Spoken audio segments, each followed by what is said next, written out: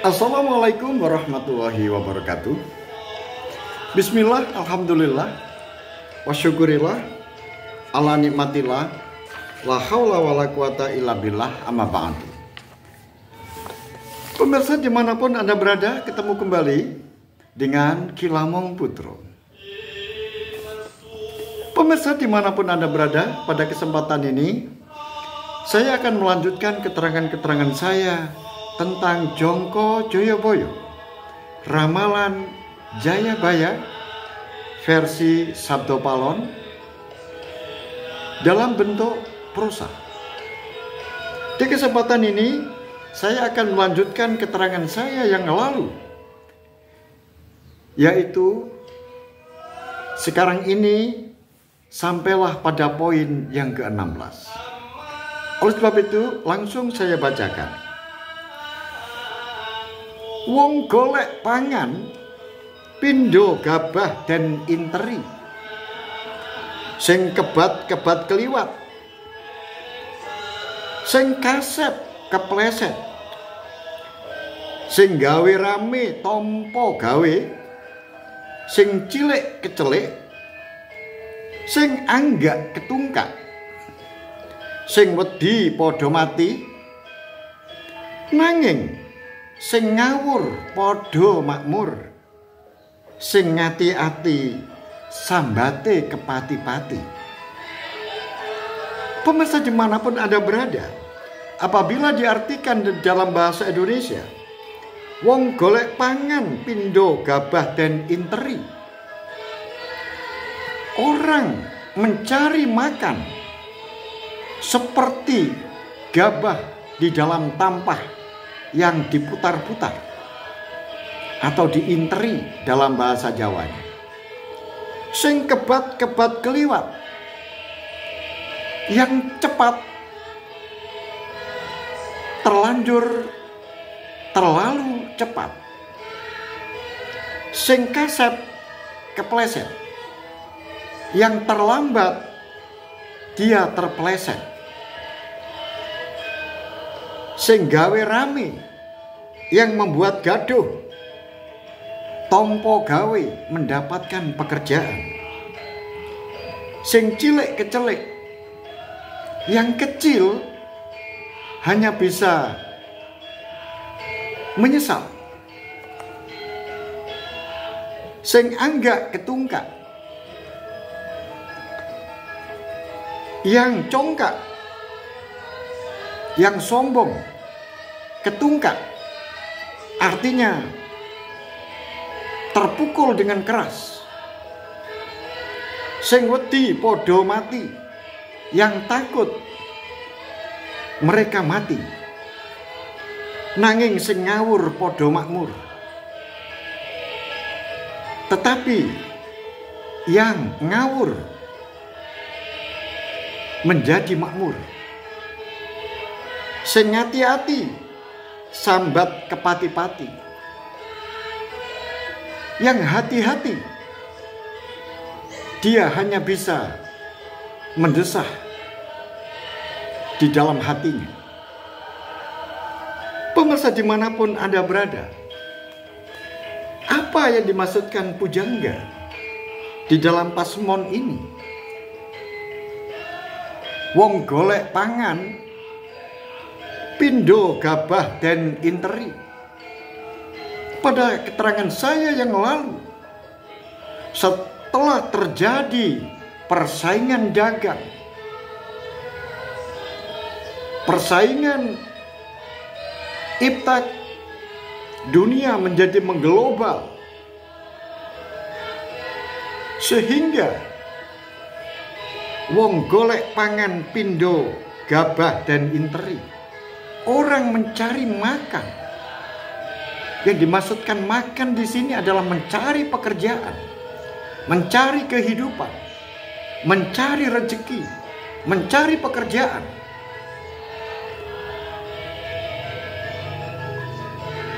Pindo gabah dan interi. Pemirsa dimanapun Anda berada, orang Jawa itu kalau ingin mensortir gabah. Gabah yang gabuk dan gabah yang berisi, yang mentes, maka perlu diinteri. Seperti ini nginterannya. Nah, kemudian tampah ini tentu saja karena tampah ini diputar, maka gabah ini yang utara lari ke selatan, yang selatan lari ke utara, yang timur lari ke barat, yang barat lari ke timur. Kemudian ada yang mengelompok ke tengah. Nah, itu adalah sebuah ibarat. Ibarat orang mencari makan. Seperti itu. Orang mencari pekerjaan, mencari kehidupan, mencari rezeki. Diibaratkan oleh pujangga ini, polahnya, tingkahnya seperti itu. Yang Jawa lari ke Sumatera, yang Sumatera lari ke Jakarta, yang Jakarta lari ke Samarinda, dari Kalimantan menuju ke Jawa, yang Jawa menuju Sulawesi, yang Sulawesi menuju Kalimantan, dan seterusnya. Sehingga mereka ini seperti gabah diinteri. Yang Indonesia lari ke Hong Kong, lari ke Taiwan, lari ke Arab sebagai TKI dan TKW, lari ke Malaysia. Demikian juga mereka yang Cina datang ke Indonesia sebagai kuli-kuli bangunan, sebagai pekerja-pekerja. Sebaliknya orang-orang Indonesia juga begitu. Banyak yang pergi ke negara-negara Arab, Kuwait, Saudi Arabia, Uni Emirat Arab, Dubai. Mereka semuanya mencari pekerjaan, mencari makan sebagai supir, sebagai pembantu rumah tangga, dan juga sebagai tenaga-tenaga bangunan. Inilah digambarkan oleh para pujangga bahwa orang mencari penghidupan, mencari kehidupan, mencari makan, tingkah lakunya polahe, koyo, gabah, dan interi. Pemirsa dimanapun Anda berada, jadi sebuah perumpamaan atau sanepan yang dilontarkan oleh pujangga ini menunjukkan pada suatu zaman betapa sulitnya orang itu mencari makan. Mereka mencari makan untuk menghidupi keluarga. Tingkah lakunya seperti gabah yang ada di atas tampah yang diputar. Karena saking sulitnya mencari pekerjaan, saking sulitnya mencari penghidupan. Pemirsa dimanapun Anda berada, kemudian dilanjutkan dengan sing kebat keliwat, yang cepat, terlalu cepat. Apa ini yang dimaksudkan? Yang dimaksudkan adalah sebuah kompetisi. Sebuah kompetisi di dalam mencari penghidupan. Mereka itu melakukan apa saja karena mereka berpendapat siapa yang cepat pasti akan dapat. Tetapi sebaliknya, siapa yang malas pasti akan tergilas. Itulah yang disebut dengan sing kebat keliwat. Jadi yang begitu cepat, keterlaluan cepatnya. Oleh sebab itu, ini menunjukkan bahwa pada suatu zaman akan terjadi sebuah kompetisi yang luar biasa. Maka bagi orang-orang yang memiliki tingkat kecerdasan otaknya dan memiliki potensi-potensi karakter yang tidak malas, maka dia yang pasti akan mendapatkan sebuah penghidupan yang layak. Tetapi sebaliknya, bagi orang-orang yang hanya berpangku tangan, hanya bermalas-malasan, tentu saja dia akan tergilas oleh keadaan zaman. Dia pasti akan tertinggal, jauh ditinggalkan oleh mereka-mereka yang begitu rajin dan begitu cepat di dalam menanggapi sebuah peluang. Peluang itu hanya tidak lama. Kalau peluang itu tidak digunakan secepatnya, maka peluang itu akan hilang. Oleh sebab itu digambarkan di dalam sebuah zaman yang mana orang-orang akan berkompetisi begitu ketat, sehingga dia harus menggunakan kesempatan. Kalau ada peluang sedikit pun harus digunakan.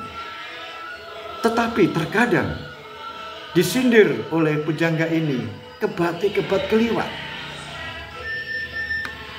Pemirsa dimanapun Anda berada, dilanjutkan dengan sing kasep kepleset. Seperti tadi ini saya katakan, kalau mereka terlambat untuk menangkap sebuah peluang, maka dia ketinggalan berkompetisi.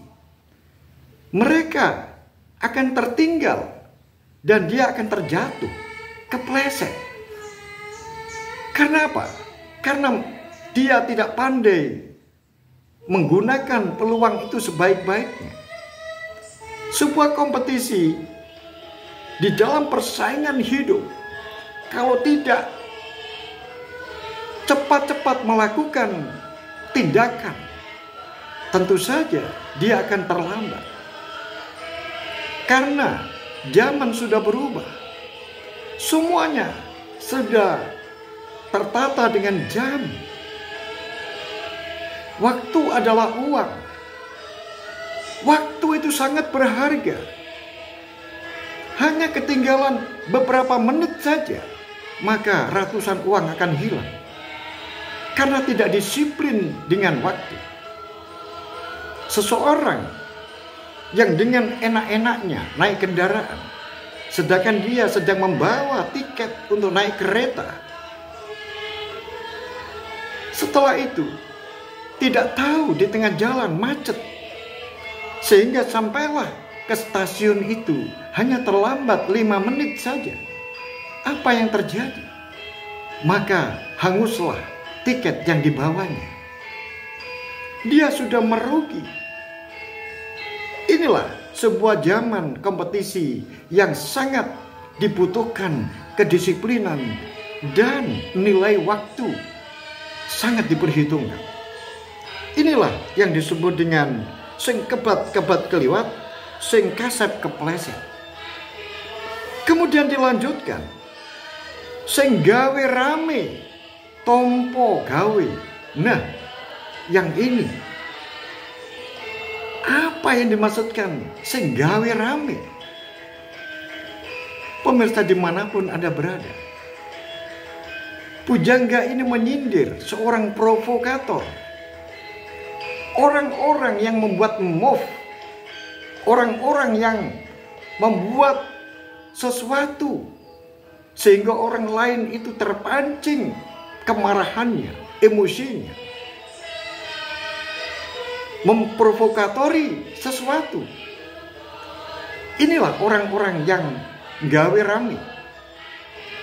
Nah, disindir oleh pujangga, justru orang-orang yang seperti ini mendapatkan pekerjaan. Dia mendapatkan gajian. Dia mendapatkan bayaran dari orang-orang tertentu yang membayarnya. Sehingga dalam provokator itu dia bisa menggerakkan banyak orang. Sehingga apa yang dituju oleh orang yang membeli provokator itu tercapai.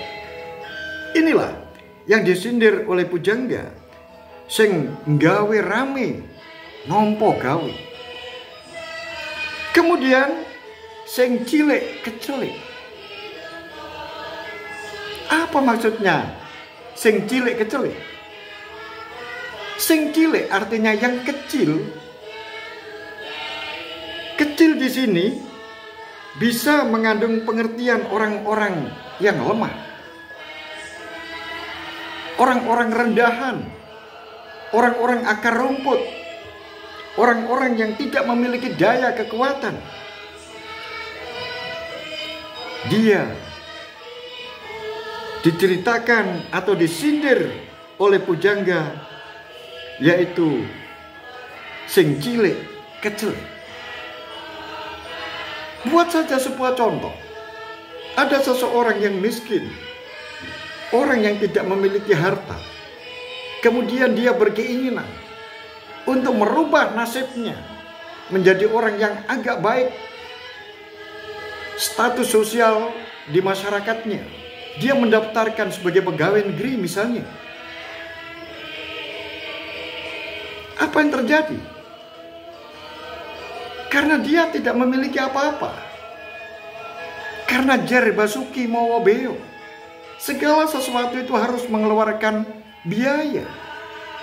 Kemudian dia karena tidak memiliki biaya itu, maka apa yang terjadi? Hanya kecelik. Keinginannya ingin menjadi seorang yang berstatus lebih tinggi, tetapi dia tidak punya apa-apa. Dia hanya kecelik, menyesal.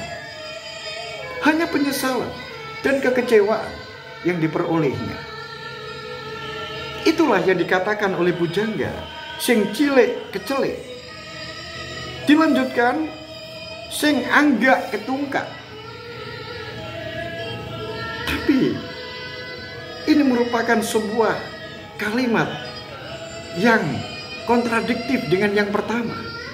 Tetapi ini dikontradiktifkan dengan kata-kata sing anggak.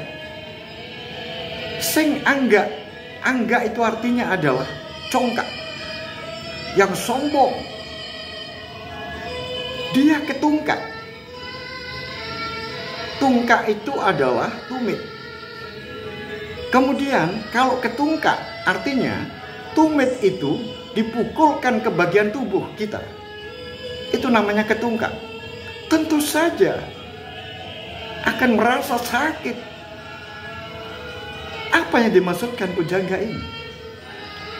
Itu adalah sindiran bagi orang-orang yang sombong, orang-orang yang bertindak sewenang-wenang, orang yang memiliki jabatan-jabatan tinggi, kemudian mereka bertindak sewenang-wenang, semaunya. Nah, orang-orang yang seperti ini, dia akan nompo boing pakerti. Dia akan menerima akibatnya. Dia akan ketungkak. Artinya ketungkak di sini adalah dia akan terjerat oleh hukuman. Sudah banyak kita saksikan mereka-mereka yang punya jabatan dengan menyalahgunakan jabatannya. Mereka sewenang-wenang dengan orang lain karena dia merasa dirinya sebagai seorang pejabat tidak akan pernah berani. Apalagi dia pejabat-pejabat yang berurusan dengan hukum. Dia begitu congkaknya, seenaknya saja. Akhirnya apa yang terjadi? Sekarang ada seorang jenderal yang dihadapkan di meja pengadilan untuk mempertanggungjawabkan perbuatannya. Itu diawali karena kecongkakan. Itu disebabkan karena anggak. Oleh sebab itu pujangga ini menyindir sing anggak ketungkak. Sakit. Pemirsa dimanapun Anda berada, kemudian dikontradiktifkan lagi dengan sebuah kata sing wedi podo mati. Masa takut saja kok bisa mati? Yang dimaksudkan takut di sini, yang dimaksudkan dengan mati di sini, bukan mati jasadnya. Takut di sini adalah bukan sembarang takut. Seumpamanya orang ini ingin menduduki posisi-posisi jabatan-jabatan tertentu, kemudian dia takut untuk mengeluarkan biaya, dia takut untuk menyogok orang lain, dia takut untuk memberikan kado kepada orang lain. Maka orang-orang yang seperti itu, dia tidak akan pernah mendapatkan posisi yang diinginkan. Ada seseorang yang ingin menjadi anggota DPR, kemudian dia tidak mau mengeluarkan modal. Dari mana kursi DPR itu didapat? Karena kursi DPR itu tidak datang dengan sendirinya, harus diperjuangkan, bukan hanya dengan tenaga, pikiran, tetapi juga harus diperjuangkan dengan harta. Nah, orang-orang yang takut bekerja keras, takut mengeluarkan hartanya, takut untuk menyampaikan apa-apa yang menjadi janji-janji, maka orang-orang yang takut seperti itu, dia mati. Artinya tidak akan mendapatkan posisi dan keinginan dan cita-citanya.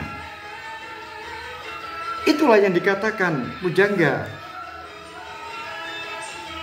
sing wedi padha mati, nanging sing ngawur padha makmur.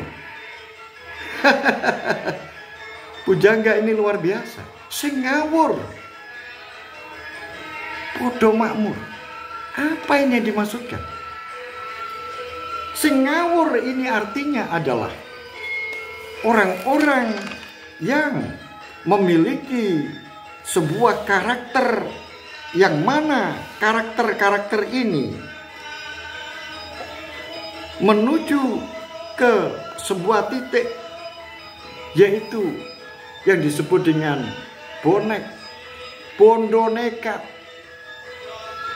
Orang-orang yang bondo nekat di sini biasanya orang-orang ini akan nompo kemakmuran. Disindir oleh pujangga, sing ngawur podo makmur. Orang-orang yang bermodal nekat, dia mengatakan ini dan itu, dia sebagai provokator nekat, kemudian dia membela orang-orang tertentu nekat. Maka orang-orang yang seperti ini terkadang dia akan mendapatkan kemakmuran dari kenekatannya itu. Pemirsa dimanapun Anda berada,